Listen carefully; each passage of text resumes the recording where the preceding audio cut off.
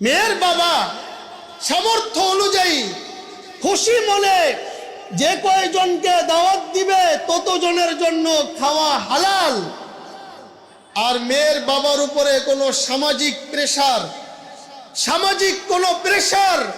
কোনো বাধ্যবাধকতা করে মেয়ের বাবার উপরে যদি কোনো চাপ দিয়ে কোনো খানার আয়োজন করা হয়, এই খানা খাওয়া হবে ডাকাতির খানা খাওয়া, এটা হারাম খানা।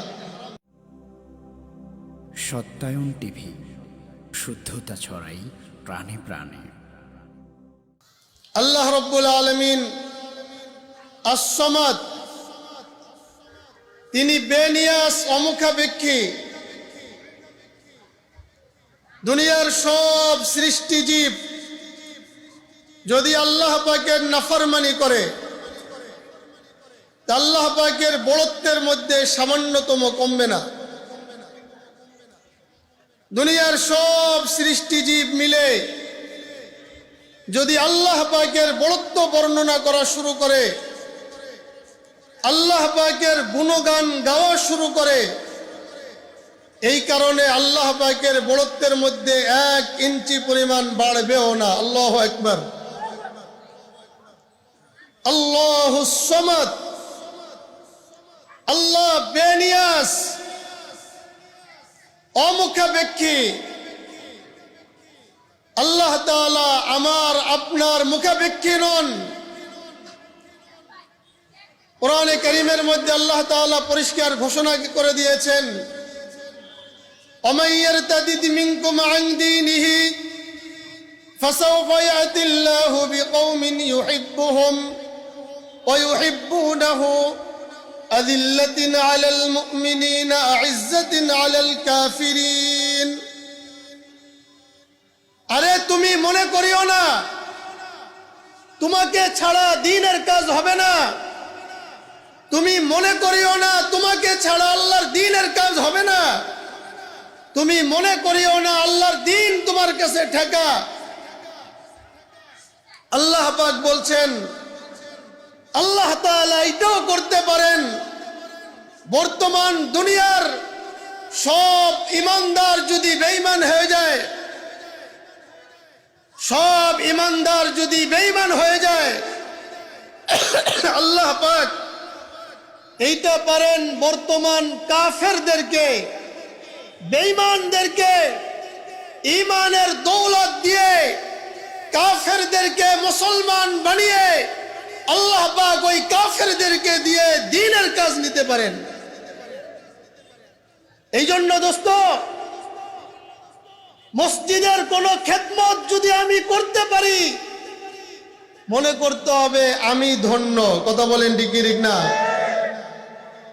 আল্লাহর দ্বীনের কোন খেদমত, মাদ্রাসার খেদমত, মসজিদের খেদমত, ওয়াজ মাহফিলের খেদমত, টাকা দিয়ে, অর্থ দিয়ে, সময় দিয়ে, শ্রম দিয়ে আল্লাহ পাক যদি আমাকে কবুল করেন, বুঝে নাও, বুঝে নাও, খেদমতে সুলতা হামে কুনি, মিন্নত মানে কে খেদমতে সুলতা হামি কুনি।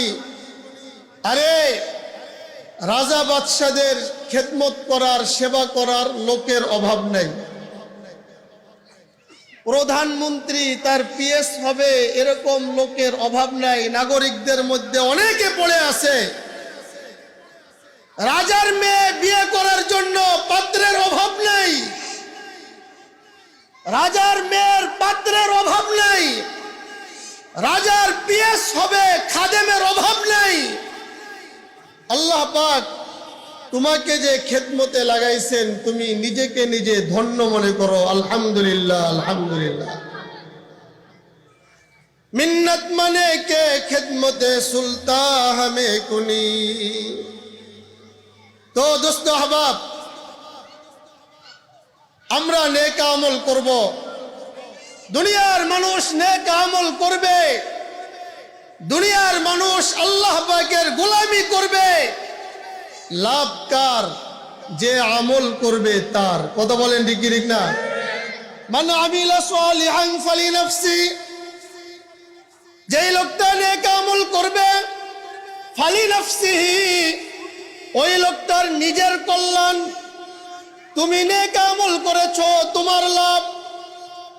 নেক আমল করেছো নিজের কল্যাণের জন্য, নিজের ভালোর জন্য, নিজের লাভের জন্য, নিজের জান্নাতের জন্য।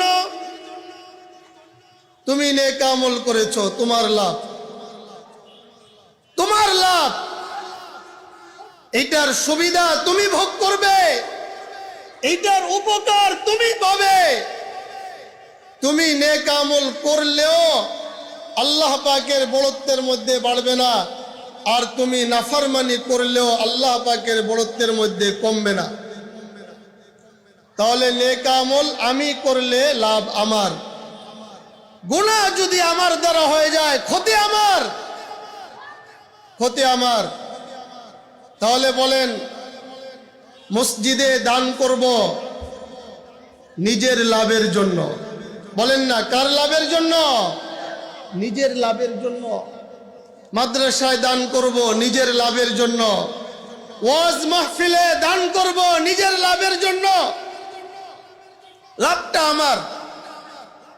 আল্লাহ পাকের দিন কারো কাছে মুখাপেক্ষী না, আমরা আল্লাহ পাকের কাছে মুখাপেক্ষী, আমরা আল্লাহর দ্বীনের মুখাপেক্ষী। আল্লাহ পাকের বিশাল বড় নিয়ামত যে আল্লাহ তাআলা ওয়াজআলানা মিনাল মুসলিমিন, আমাকে আপনাকে মুসলিমের ঘরে জন্ম দিয়েছেন। বলেন আলহামদুলিল্লাহ। একজন মুসলমানের মর্যাদা কত?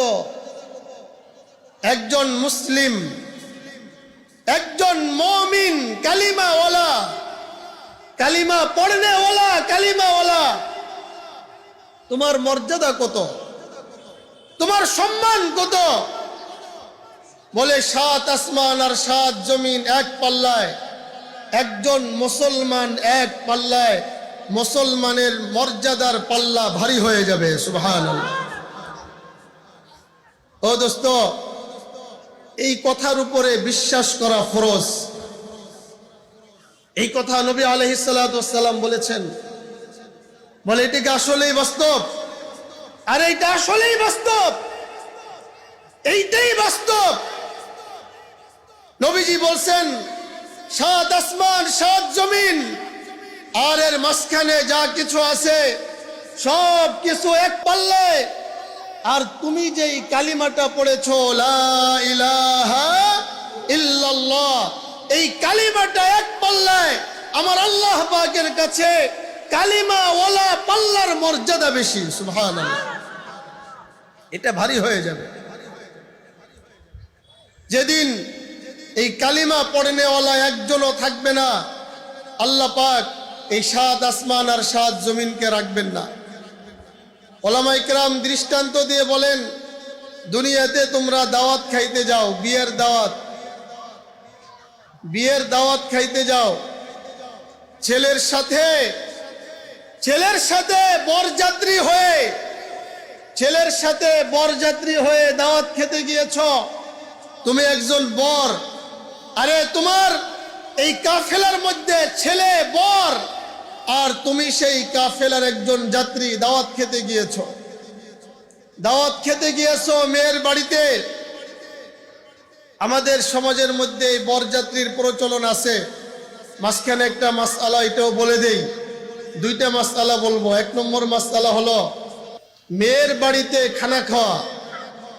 মেয়ের বাড়িতে বরযাত্রী হয়ে খানা খাওয়া এতটুকু অনুমতি আছে যতটুকু মেয়ের বাবা খুশি মনে খাওয়াবে।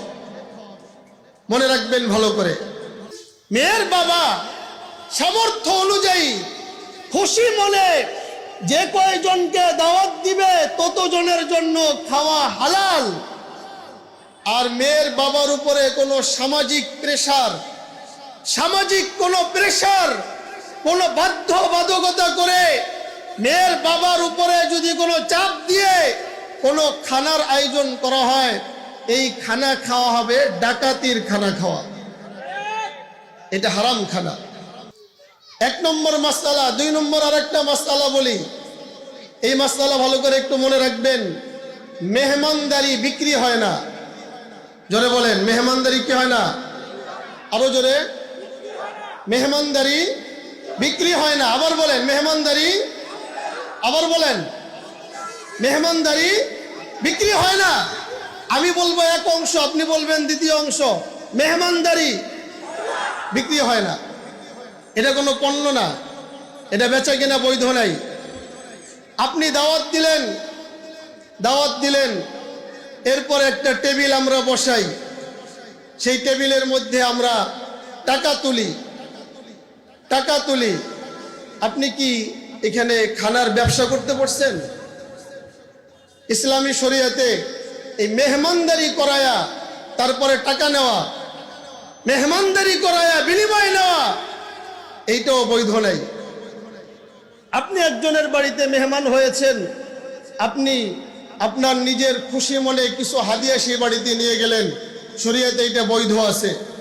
কিন্তু যে কোনোভাবে সামাজিক কোনো একটা পারিপার্শ্বিকতা, কোনো একটা প্রচলন